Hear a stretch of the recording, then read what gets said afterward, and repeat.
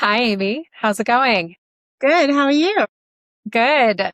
I am so excited to get into this conversation with our friend Paige today. Paige has recently joined us for the Founder Roundtable. So this is our second time we're lucky enough to dig in and pick her brain.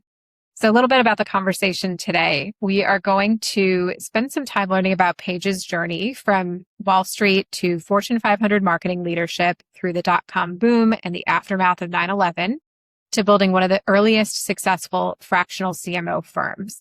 We'll discuss why fractional leadership has stood the test of time, how marketing has evolved from intuition to science, and why every professional today is responsible for managing their own brand. Without further ado, welcome, Paige. Thank you so much. I'm excited to talk to y'all today. We And can't wait to get into the conversation. And so let's jump right in. You have been running and scaling a fractional CMO business for over 2 decades, long before this fractional leadership or fractional business became the next hottest in vogue thing. So what made you believe that this model could work in the very beginning? so it's 2020 hindsight. Sometimes it's better to be lucky than smart. I feel like, people give me credit for being like a pioneer in the sharing economy or, looking into a crystal ball and seeing that this was the vision of the future. That is absolutely not true. I was just following opportunities. I always say I was much more opportunistic than strategic. I, I, I was doing this in marketing before people really outsourced marketing per se. They might hire an ad agency or a PR firm, but it always felt a little too close to the vest to quote, outsource your brand. People were happy to, outsource bookkeeping or finance or even HR, but your brand, your marketing just felt too close to home. If you fast forward from 24 years ago when I hung out the shingle, now people share everything, their houses, their cars, their sporting equipment. So, Harvard Business School wrote 2 cases on my company about 3 years after we started. We were really starting to scale. It's just funny to me now because people don't think twice about it. But back then we were considered kind of a visionary in the space. So I'm thrilled that it worked out the way it's worked out. I always joke like I get blamed for things I had nothing to do with. So if you want to give me credit for being a visionary, I'm all for it. I'm not gonna, I'm not gonna push back. My last job working for someone else, I was the head of marketing at Zipcar when it was a brand new company. And the fact that multiple people could share one vehicle, it made perfect sense to me after 9/11 when everyone laid off their marketing department, fired all their marketing people. And I thought, well, if they're sharing marketing resources, I could hang out a shingle and we could do that for everybody. And it just seemed to work at the time. And then after the economy started to rebound after 9/11, I thought it'll just go away. And in a weird way, it's actually more relevant now than it was when I started it. So here we are. Yeah. And what would you say, was there, sort of a moment or a feeling that you had that convinced you to stay the course rather than returning to a corporate CMO role? Likely those opportunities came your way at that time. What made you say no? Well, I guess we stayed busy right from the start. I had clients before I admitted I was starting a company, but I thought, well, as long as people are hiring us, I better have a website so we look professional. And some of our earliest clients were investors, board members, and VCs who had a portfolio of companies they were working with. And after we helped one business, then they would say, I have another portfolio company that could use that same help that you just did for this one. Or I sit on the board of another company and they could really use your help. So each one of those early connections led to more relationships, more business. I never wrote a business plan. I never thought this would be my longest job of my career, but again, it's just, I kept following the breadcrumbs and work led to work led to work. And before I knew it, I had worked for myself longer than I had ever worked for anyone else. And then it became like, what do I do if I get sick of my boss this time? I think I'm unemployable. I could go back and work for anybody else ever again. And so here we are, 24 going on 25 years later. And now it just feels inevitable. Like, of course, I would keep doing it because it's meaningful. I enjoy it. And it appeals to kind of the ADD nature. I guess they call it ADHD now. But I think I like having a lot of balls in the air. I like having a lot going on. And, I'm still having fun doing it. So why not? Busy breeds business. I feel like we're reminded of those wise words from one of our close business mentors, Gail, in a lot of these conversations. There's so much to be said for just kind of getting out of your head and just double down into the work. And it often will lead to the next and the next and the next. Exactly. I think a lot of people feel like running your own business is a lot of risk. And at times, particularly when the macroeconomic environment is complex or shaky, that it's unstable. But in our first conversation, you shared that you felt like having a portfolio of clients was actually more stable than working for one company. Tell us a little bit more about why. Well, if you hitch your wagon onto one pony, if you look at the average tenure of a chief marketing officer or any C-level person, really, but I think it really came down hardest on marketing. A company will give you a year, maybe 2 years, but when things need a shakeup, it was like always the head of marketing that lost their job. And, when you have a portfolio of clients across different categories, different sizes, different types of businesses, you're not really overly reliant or dependent on any one revenue stream. So, if you have a handful or if you're lucky enough to have dozens of clients, any one client can go away for a short period, or even if they shut down, and it's just a small percentage of your business because you're diversified. You've got work in other categories. You've got work with other size businesses from startup to mid-market to Fortune 500. You've got a lot of irons in the fire and you just keep plugging along. So I definitely feel more resilient and less dependent on any one client, representing a whole lot of work. I always warn other consulting practices and service businesses, if you only have one or two clients, that's not really a business, because if those folks decide they want to put things on hold or they want to go a different direction, you're going to get screwed in the crossfire. So diversify your base, try and help people do, you don't want to be a one-trick pony, because when that trick is out of favor or out of style, you're not going to have anything else to rely on. I mean, I look at it in sports, these NBA teams. If they rely too heavily on the 3-point shot and nobody's making 3-pointers, they're never going to win games if they can't get it right under the basket. So it's not just in business or small business. It happens in other categories as well. Yeah. Yeah. Don't get comfortable with just one or two things. The other thing, Paige, I think I'm just in awe of is, as you look at your journey over the last 20 some years, the function of marketing has changed materially. I mean, maybe more so than most other functions in business. And it's more science than art, to steal some of your words from our first conversation. What do you think some business leaders still misunderstand about what marketing actually is and has become today? So marketing means different things to different people. It's one of those catch-all terms that when some people say marketing, they mean advertising, or they mean promotion, or another kind of lever on the dashboard. There's that old cartoon where everyone's blindfolded and they each got their hand on a different part of the elephant. One's holding the tail, one's holding the nose, one's holding a leg. And that you ask them, what are you touching? And none of them say it's an elephant, because they're feeling different parts of an animal. But then if they take off their their mask, they can see, oh my God, that's the way marketing is in my book, because there's so many tools in the marketing toolkit. And as you said, the toolkit has changed so much. When I started my business, social media didn't exist. AI was not a thing. Facebook was just for kids in school.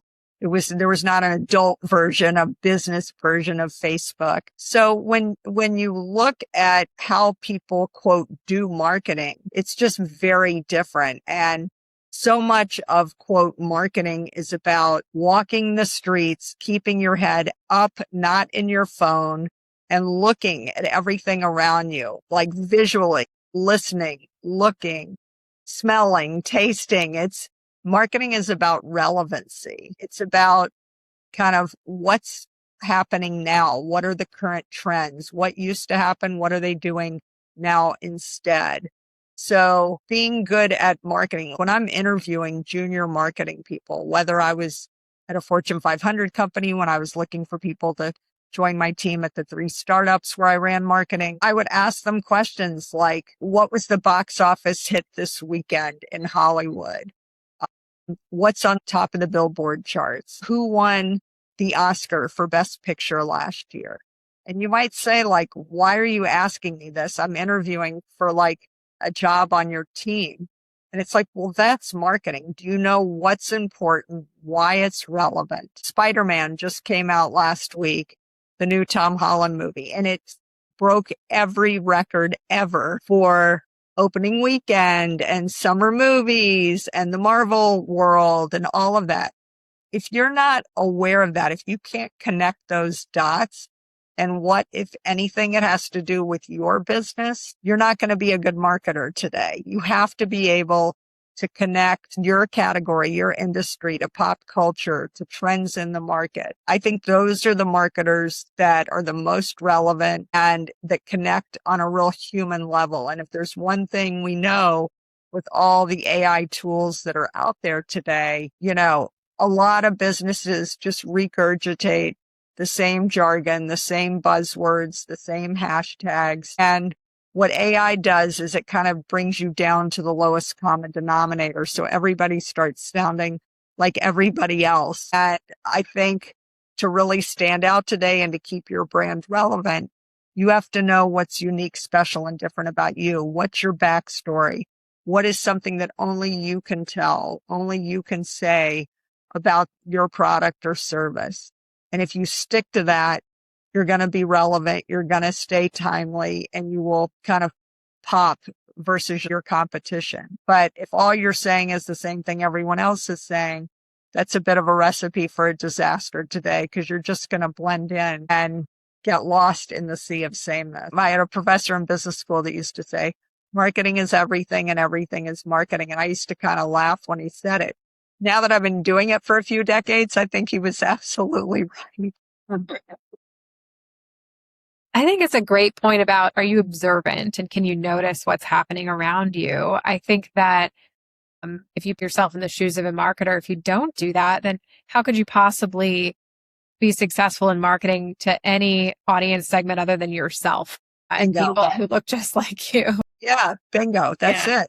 Absolutely. It makes a ton of sense. And I want to spend a moment on what you were talking about a minute ago with all these various channels, cross marketing. Amy and I are actually doing some work with a marketing team right now. And as you look at these functions and these jobs, they're feeling more and more technical. I mean, they're just the spread of channels and tools that they're using is incredible. And so what would you say to a leader who might feel a little overwhelmed looking at all of that with respect to their business, if they're kind of starting from a low level of maturity or starting from the beginning from a marketing perspective, where should they focus their energy first? So it's easy to get overwhelmed because there are just so many tools in the marketing toolkit today. And I feel like every newsletter you read, every podcast you listen to, there's something new. Like you're always feeling like you're behind.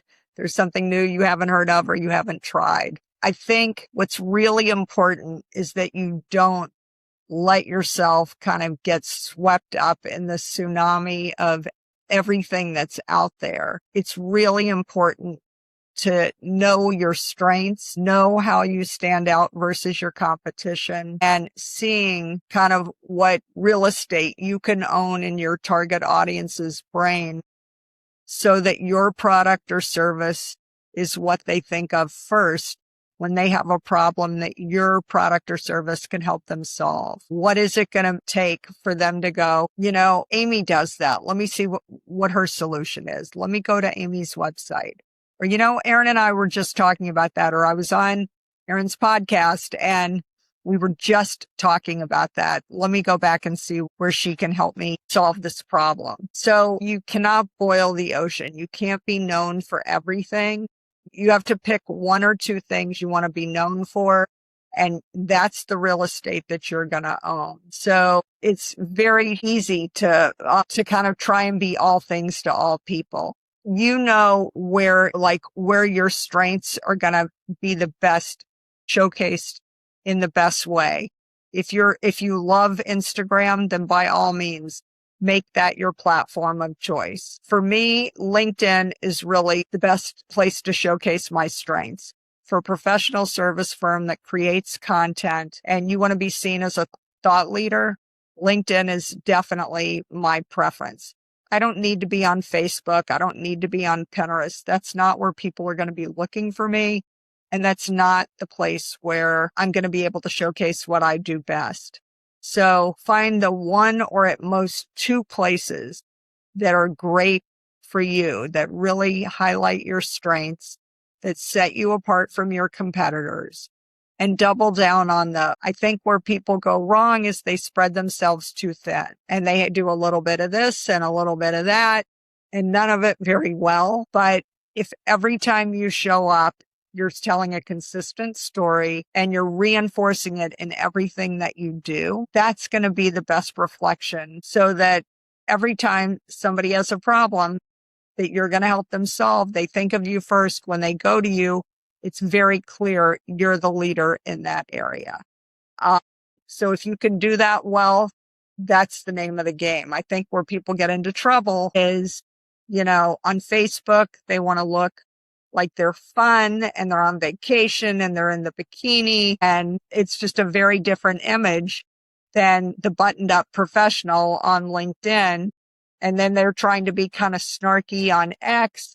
And it's like, wait, what person is going to show up at the meeting? If I want to introduce you to somebody, I want confidence to know that you're going to be a good reflection of me and my brand. If I introduce you to somebody and you come up as the kind of snarky version, not the professional version, all of a sudden it's like, well, I'm not going to refer business to you. I don't want it to be a bad reflection on me because I don't know which version of you is going to show up at the meeting or on the call. So don't spread yourself too thin and figure out what your strengths are. Reinforce those strengths in everything that you do. Yeah. And you took the last question I had in mind right away from me, which was around mistakes. Where do people kind of fall into easy traps? And that makes a lot of sense, trying to be everything to everyone, spreading yourself too thin. There's so many platforms and channels that you can play in, and it's hard to do all of it. For you sure. brought up something that was really interesting to me around this kind of persona switching between different platforms. And obviously that's very impactful on somebody's personal brand. And you've said a couple of times, your personal brand is very important today. And I'm just wondering why and when you think that made the switch, that as a person, not the company that you work for, but who you are, your brand became so important. I think a mistake that a lot of people make is you think I'm not famous. I'm not Taylor Swift or Beyonce or Serena Williams or LeBron James. I just am a small business owner. I kind of do my thing. I have this consulting business, or I have this little online store. I'm not some big name CEO. That's not really true anymore. I think everybody's a brand today. I guess if we learned anything during the pandemic, it's if you don't exist online, you basically don't exist anymore.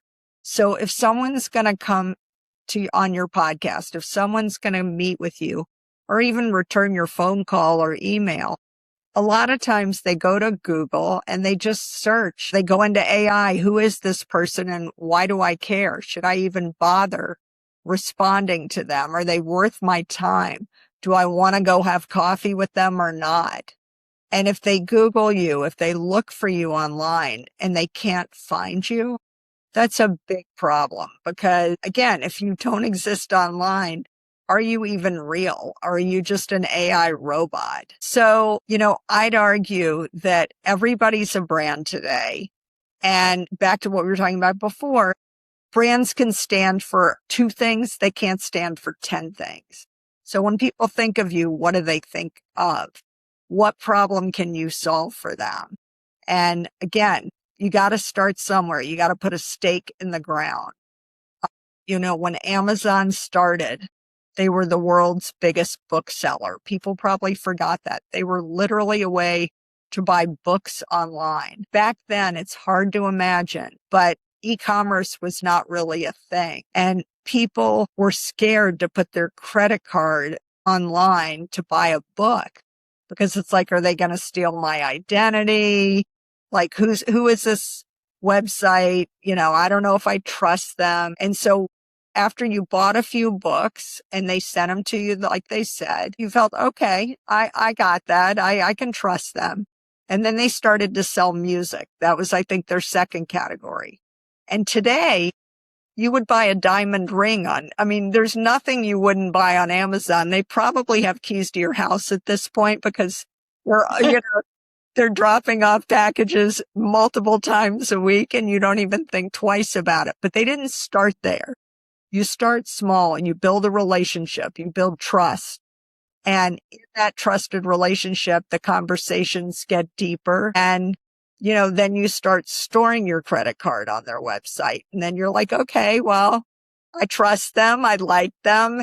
Let's see what else they can sell me. What else do they offer? And so that's a natural progression. And now we live in the world today where, again, you don't know if you're dealing with a robot or a human being sometimes. And so in this day of artificial intelligence and robots and whatnot, how are you going to build those connections where people know that, when you show up, you are who you say you are, and you're going to deliver on every promise that you make. If you do that well, you have a sustainable brand and a long-term business today. Yeah, that makes a lot of sense. You said something earlier about if people Google you and there's nothing there, then they don't know, if you're a real person. So what is the story that people should be aiming for others to see when they get Googled? So you want to make sure you show up. And one way to do that, I think LinkedIn is a great platform because that should be one of the things that shows up pretty high on the list. If your name is unusual, like mine with a hyphen, if you Google me, it's actually going to show up and it's going to be me. If your name is Bob Jones, Susan Smith, a million people are going to come up and you don't know which one is which. So, sometimes people use a middle initial or they have something in their brand name that, maybe they put their LinkedIn profile in their signature on email so you can find them quickly and directly. If you happen to share a name with a serial killer or a porn star or something, be careful because, people are going to Google you and then they're going to be like, wait, does this person have a criminal record? Like, who is this person? And so you want you want people to know that you're like in on the joke. Like, okay, thank you for getting back to me. Obviously you figured out I was not the serial killer by the name of Bob Jones. I'm so glad you saw, my link and I really look forward to talking to you. So, you want those human elements, those human connections, because that's what's going to make you break through the clutter and the noise of everybody else that's out there.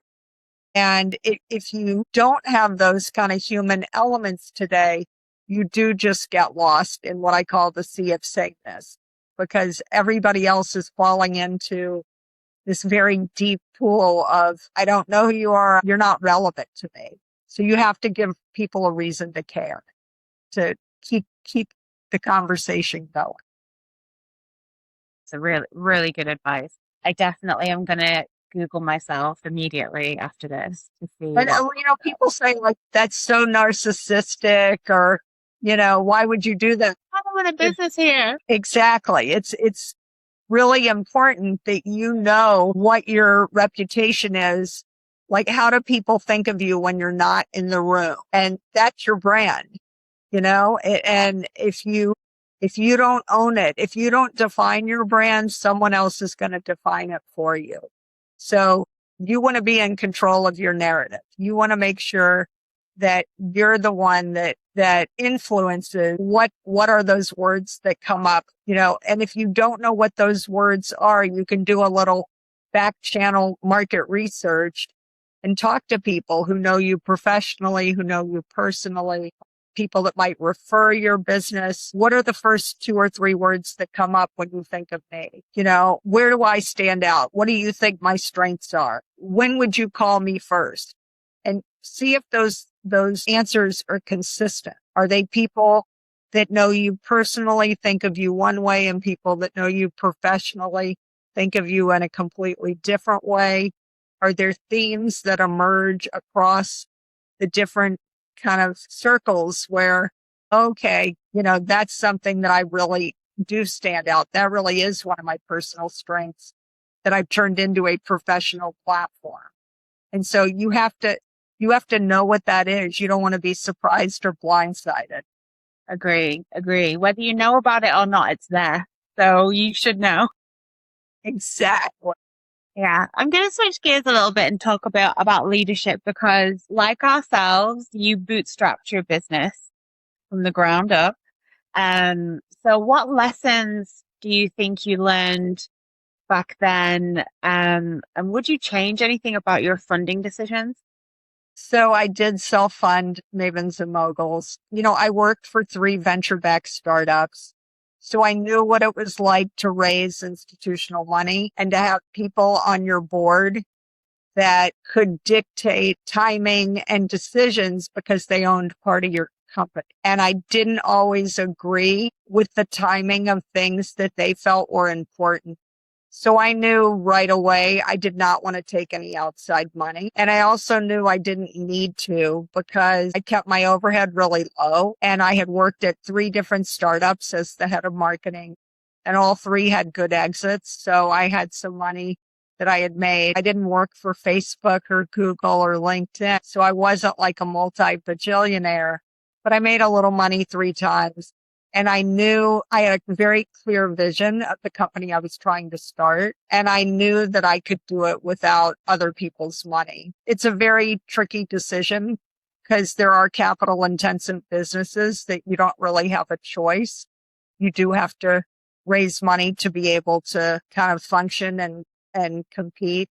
But I knew I didn't want to do that kind of business. I learned kind of firsthand the good, the bad, and the ugly. I think one of the early lessons, though, because I had seen it with other business owners, the most important thing when you get started, as we talked about, you have to have an online presence. So build your website, tell your story, create your narrative in a way that, you own the message. You're putting that initial stake in the ground. I think a lot of people, get enamored with all the bells and whistles, and they start doing all the, they get expensive office space.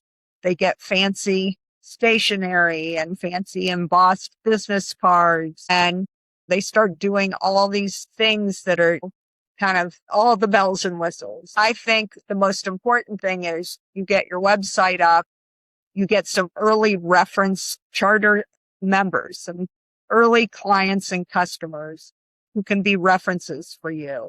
Start making money. Start figuring out, what is the business model? Where are you getting traction? Where are people referring business? Where do they keep coming back for more and more? The better you understand who your target audience is, what messages are resonating with them, kind of where the business model is the most robust.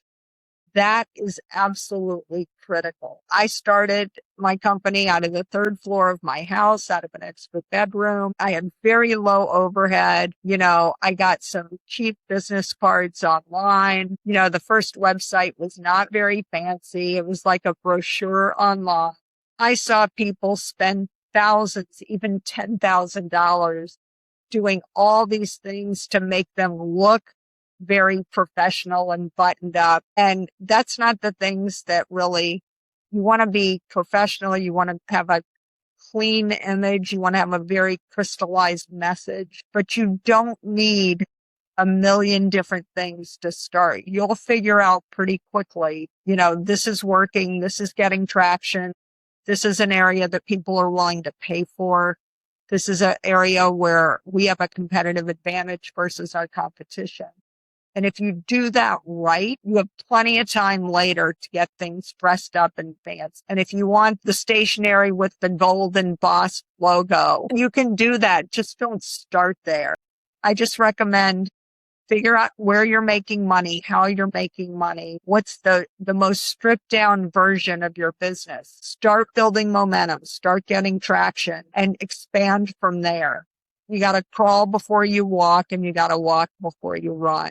And if you do that right, you can build a sustainable business. I think that is just such great advice, and it really makes you think back. Because Stratavis just celebrated its 1-year birthday. So we've been in business for a year, and it makes me think back about like the first website that we put together. It was so ugly, like it was unbelievable. And I really wanted to change it, but I didn't know how to make it better. And then just one day I sat down and just like really thought through like, who are we? What do we want this to say about us? And yeah, I didn't leave my seat. Yeah, we just wanted to get started. We just wanted something out there. So when people searched our name, there was something visible. And honestly, I think when I first built it, I was pretty impressed with myself because I'd never done anything like that before. But yeah, it's much more about the conversations you have, the relationships you build than your fancy business cards. When you look at how people find websites online, search engine optimization has changed a lot. The algorithms changed a lot. Now with AI and GEO and AEO, it's constantly evolving. So again, you have to keep your antenna up and stay current with all the trends. Understand, is it a hashtag? Is it a keyword? What are the things that you need to bake into your business model and to your brand so that you stay current and fresh and relevant? Because what worked when I started 24 years ago, and even what worked a year ago when y'all were getting started, there have been a lot of changes. So keep up with all the changes and make sure that you're investing in the things that really matter and not stuff that isn't going to help you stand out from your competition. That's why people need you, Paige, so that you can tell them what the things are to focus on. Because anybody who doesn't have a marketing background in this position of either being a founder or navigating their own brand voice, is the options are endless. Like there's so much that you could dig into. And I kind of love that you said earlier that if you really love Instagram, then make Instagram your thing. That's fine. Right. But I think there's something really magical about the combination between somebody showing who they are on a platform that they're really comfortable on. The authenticity tends to come out a little bit more. And I like that. I hope people take that away. You don't have to be somebody else. You just have to know where to be yourself. Like that makes a big impact. For sure. I think it was Dr. Seuss who said, be who you are and say how you feel, because those who matter don't mind and those who mind don't matter. Yeah. So, yes. I think it all comes back to like basic stuff. It's not fancy advice. It's nothing rocket science. You don't need a PhD to be good at this, but you do have to be brutally honest with yourself and authentic in a way that is uniquely you, because, everybody else what does Oscar Wilde say? Everybody else is taken. So just be you and be the best version of that. Stay in your lane because you're going to do better at what you do best than anybody else. Yeah, that's awesome. So today, your network includes around 40 to 50 professionals. And I can only imagine over the years the personnel challenges that you might have had. And I think it's really interesting for you to share with other people kind of what that looked like and how you dealt with difficult decisions with people. So, I started with a handful of people that I had worked with in a previous life, and kind of grew organically as we got busier and more work. And the first people I knew directly, and then it was kind of friends of friends and colleagues of colleagues. I feel very fortunate that I learned marketing at the highest level institutions. I started my marketing career at Procter Gamble and Coca-Cola. I worked at 3 startups that all had great exits. So I learned from the very best. But when it's your business, when it's kind of the buck stops with you, you have only yourself to blame if things are not going the way you want them to go. It was hard at the early days. We were just, again, trying to figure out what our niche was going to be. And initially, everybody was wearing every hat. Fasten your seatbelts, like you just hit the ground running every day. But as we started to scale, things really took off in different directions. And one of the earliest lessons that I learned was that the people you start with are not always the ones that are going to scale with you. And it was early on in the business where it was obvious some people were kind of very comfortable adapting and pivoting and growing in all these new areas. And there were a couple of people who were clearly one-trick ponies. Like they were really good at what they did, but they really wanted to keep doing that. And their sense of adventure and the entrepreneurial spirit was, they were getting increasingly frustrated and threatened because the business was taking off in areas that they were uncomfortable with. And when you're building your team at the ground floor, you want people with a growth mindset. You want people who embrace the new and the learning and are able to roll up their sleeves and pivot and keep going and trying things. Some of it's going to work. Some of it's not going to work. They will be undaunted. They will just keep picking themselves up and dusting themselves off and moving forward. And I realized early on that I didn't want 1 or 2 people to kind of pull us back and pull us down. And I probably should have let them go as soon as the signs were there. But, my personal bias, I guess, I grew up in the South. We have this saying, you dance with the date that brung you. I was very loyal to some of these people that were not growing with us. And I think it finally hit a point where I just had to shake hands and part ways. And it was a hard decision to make. But at the end of the day, I think it was the right thing to do, definitely for my business. And it was the right thing for them too, because as soon as they left, the bar got higher.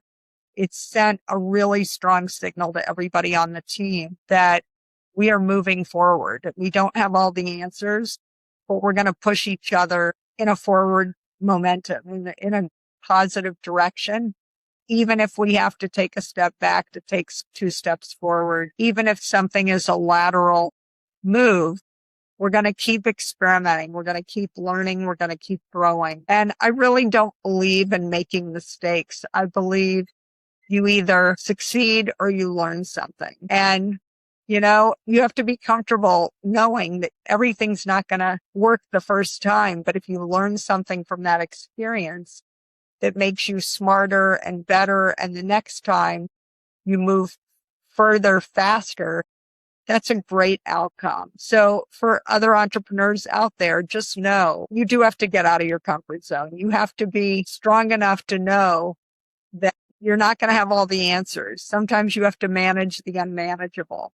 Sometimes you have to try something and it's not going to work. But if you let that pull you down, you're not going to make it as an entrepreneur. You have to get out of your comfort zone and be able to keep moving forward with energy, with a feeling that like we're going to move forward. We're going to get through this and we're going to be smarter because of it. And I think if you do that, you're setting yourself up for a great business down the road. But if you are constantly going backward or being held back by people who are not in that same positive energy, you're not going to get there from here. So have the courage to stay strong. I think that's great advice, because it is a different, and I like the term growth mindset, but it's almost so much more than that in an entrepreneurial world. It's like growth mindset combined with like blind faith and zero fear. I love that meme where it's the entrepreneur that's jumped out of the plane and reading the book that's like how to open a parachute, and they've already done it. I'm like, yeah, you have. And I'm like, I don't understand how people don't love it, because it's so crazy all the time, but it's not for everyone because of that. Some people don't want to deal with that kind of, okay, you got to switch gears like 15 times. Some people are just not that way, and they're more happy in their corporate setting, and that's okay. We have to let them go be where they're happy. Okay, this has been such a great conversation. I just want to give you one last question, and you've given so much already, but if there's one last thing that you could share with entrepreneurs out there as a tip, especially when it comes to marketing their business, what is one thing that you would recommend people don't neglect?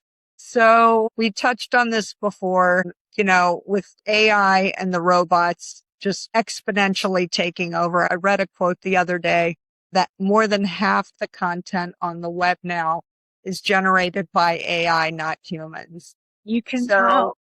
You can definitely tell. As soon as I read the phrase cut the noise, I'm like, oh no. Why does it put that in everything?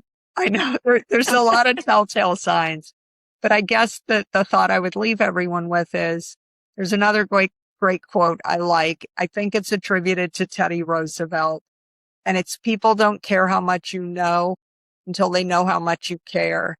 And I think keeping your humanity in everything that you do, so they know there's a real person behind it. It's not a robot. It's not AI slop. Like, show that you care, show your humanity, show your vulnerabilities, the good, the bad, the ugly. People love the war stories. They love to hear the stories in the trenches where things blew up, they didn't go well, how you recovered, how you pivoted, and how you got back on your feet to move forward. So don't hide behind all these stories and whitewash it and cherry pick only the things that sound great and make you look like a hero, because that doesn't sound real. That sounds like humans make mistakes. We screw up. We get kicked around and we keep getting back up. So if you just keep that human element in everything that you do, show your humor, show your grace, show your frustration, the good, the bad, the ugly. What's uniquely human is that creative storytelling. And if you do, everybody's got an origin story, and that's your unique background that AI cannot copy. So keep yourself honest by kind of digging into what makes you special. And if you do that, I think you can create great marketing materials that will stand out from your competition, because that's a story only you could tell. Thank you so much, Paige. It's so great to chat with you again. I'm very excited that you've agreed to come back to the founder table. So we'll be continuing the conversation. I look forward to seeing you again soon. And where can people find you, connect with you, and all your marketing genius? Well, the two best places are my website, mavensmoguls.com, and LinkedIn, as I said, is my platform of choice. My last name, as you can see, is hyphenated, but on LinkedIn, it's all smushed together, one word, Paige Arnof-Fenn. And if all else fails, you can Google Paige and Mavens, and thank goodness for search engine optimization. I'll pop right up. I'm the only one. So you can find me there too. And I look forward to keeping the conversation going. So many great topics, and you always assemble a great group of founders. So it'll be fun to keep the conversation going. Thank you, Paige. Thanks, Paige. Chat soon.